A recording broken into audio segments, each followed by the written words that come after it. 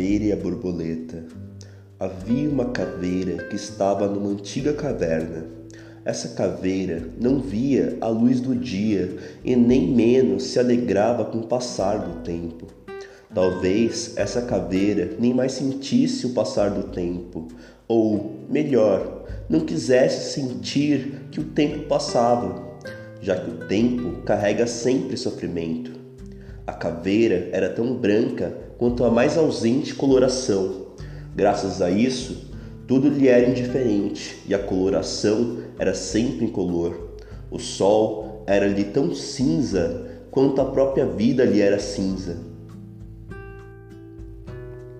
Perto dessa caverna havia uma borboleta preta. Borboleta preta pelo preto ser a união de todas as cores. Por ser a união de todas as cores, todas as sensações, tal como todas as cores, se sintetizavam numa única e a sua única percepção era tão densa que muitas vezes lhe fazia sofrer, ou tão grande que muitas vezes percebia sem perceber, já que percebia tão imensamente que era até mesmo incapaz de perceber o que percebia. Tanta coisa gera um Big Bang dentro dessa borboleta, a qual ela deve guardar para simplesmente não explodir, mesmo que isso seja impossível. Certo dia, essa borboleta estava imersa em seu constante sofrimento. Essa borboleta era um paradoxo. Por sentir demais, não mais sentia. Por sentir tudo, a tudo se unia indiferentemente. Por perceber longamente, o longo era tão longo que parecia nem mais existir. Como, então, poderia criatura tão singular existir? Alguém dirá que a borboleta era Buda.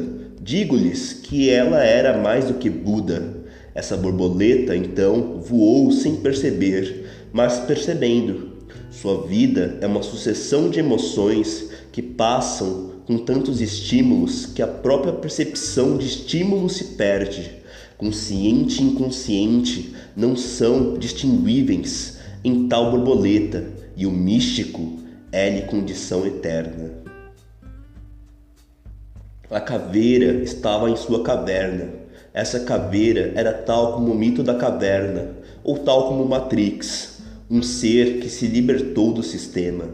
Só que, mesmo liberta do sistema, nada poderia fazer. A sociedade, como um todo, manifestava-se contrária a ela e, portanto, toda expressão lhe era calada de forma imediata e como toda expressão dela fosse abjeta. A caveira, então, cansando-se do mundo, fechou-se em si mesma, já que foi morta espiritualmente dentro da caverna pelos tolos que não quiseram ouvir a verdade. Na caverna ficou em obediência ao sofrimento causado pelos tolos. Não mais andava, não mais ria, queria fugir de todo sentimento. Por tal condição, foi pouco a pouco tendo seus músculos reduzidos e, depois, tornou-se mais e mais cadavérica, até tornar-se plenamente caveira.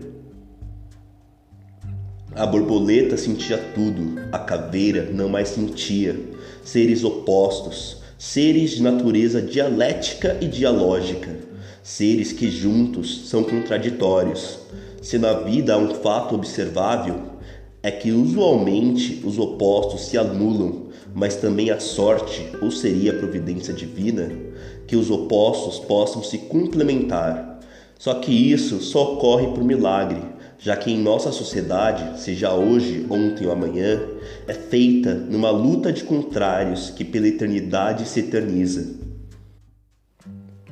A borboleta voava no escuro da caverna.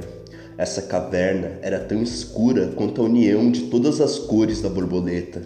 A borboleta voou por horas e horas nessa caverna. Então decidiu repousar. Pousou, então, na caveira. E a caveira, que não falou nada, mesmo que quisesse falar, já que havia desistido de sentir por ter sentido em demasia.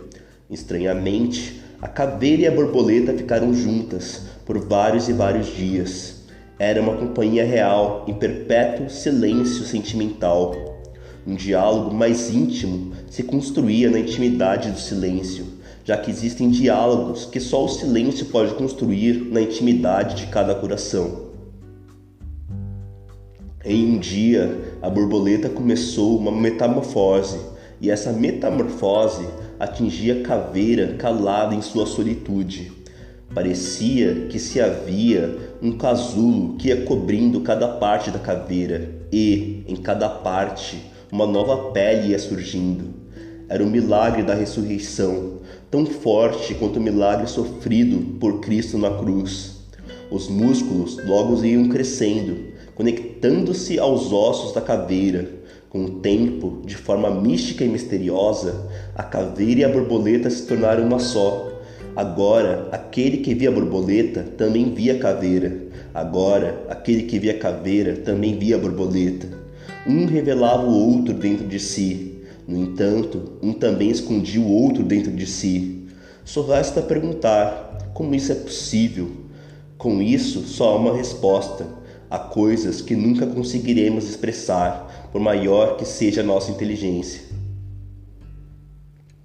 Finalmente, algo místico ocorreu. Aquele novo ser, meio caveira, meio borboleta, meio yin, meio yang, saiu da caverna sorrindo num riso que poderia abarcar mais do que infinitos universos inteiros.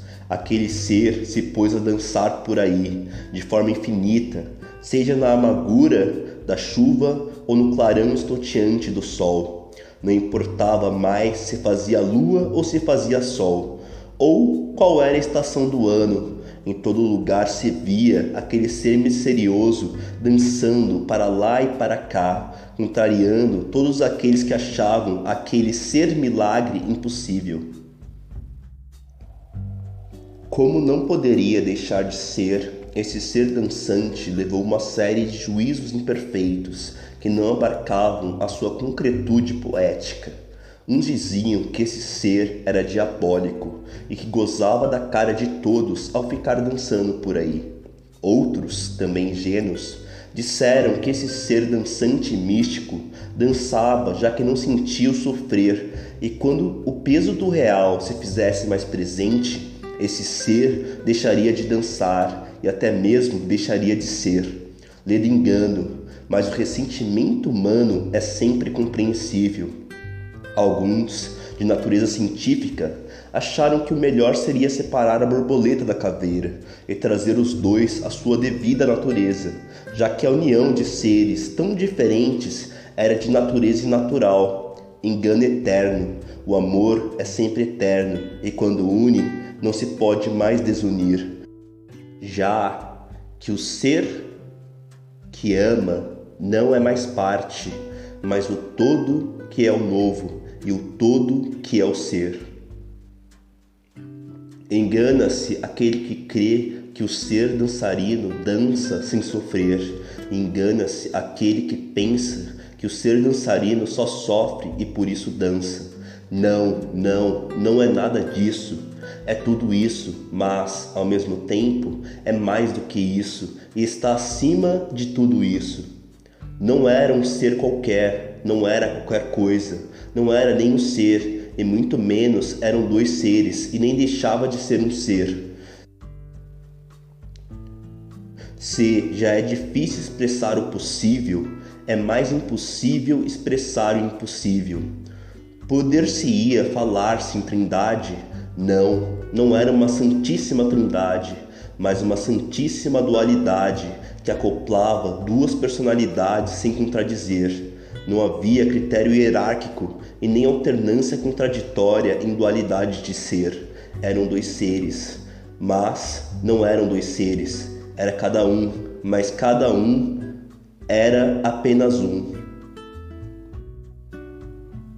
Só que neles havia uma música em sintonia, uma música que só os mais puros ouviriam, já que os mais puros seriam capazes de sentir.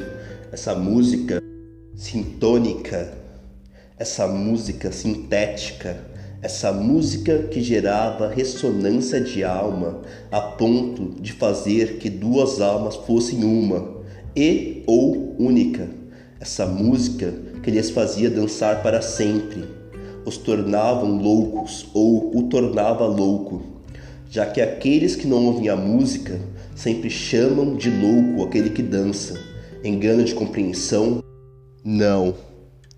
A compreensão é fraca, mas o que falta é o engano da convivência empática.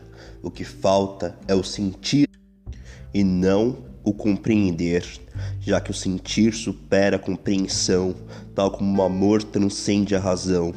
Tal como já dizia, a palavra é menos que o pensamento, e o pensamento é menos que a experiência.